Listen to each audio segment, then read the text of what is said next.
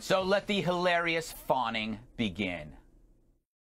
Those lights that are just shooting out from the Lincoln Memorial along the reflecting pool, it's like almost extensions of Joe Biden's arms embracing America. It was a moment where the new president came to town and sort of convened the country in this moment of remembrance, outstretching his arms.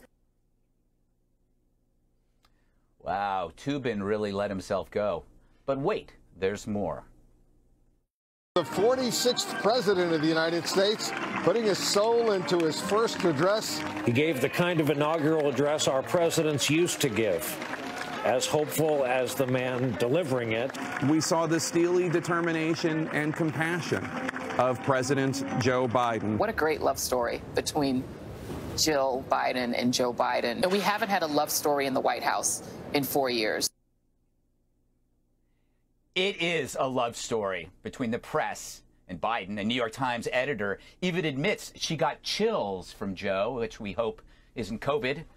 Meanwhile, as the corporate press drools for Joe, they frantically spit on the outgoing guy, trying to outdo each other on who's more relieved that our national nightmare is over. A welcome sight for many Americans. President Trump is leaving Washington. It's going to be a little pathetic, a tiny little crowd at Joint Base Andrews. He's almost leaving town like an autocrat. He just looks like a small man. He knows he is leaving a pariah, and nobody wants to be seen with him. 4 years ending with true American carnage, a riot, a pandemic, carnage. It's amazing the emotional intensity of their conformity. The media is so predictable you could set your watch to their lockstep.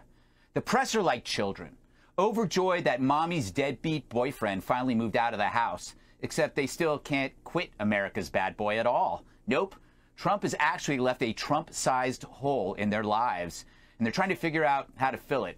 And with what?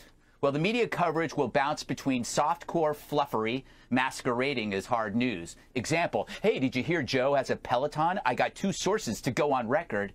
To pieces that remember the awful past under the Fonzie Godzilla hybrid that was Trump. Don't worry, there will be no anonymous sources feeding Blitzer false stories of Biden meltdowns. And in the media's gassy stew, you'll see the regret. What will they do after all their bitter emotional farewells? When they realize their primary engine of profit, creating conflict and hate based on their own loathing for Trump, is finally gone. Let's ask Mara. A lot of Americans of goodwill saw the true face of white supremacy and of Trumpism at its core. What is preventing us from coming together to fight our real enemies, like COVID, is racism. It is at the heart of what allowed Donald Trump free reign to terrorize the American people for 4 years. Yes, Trump may be gone, but you, the possibly racist person who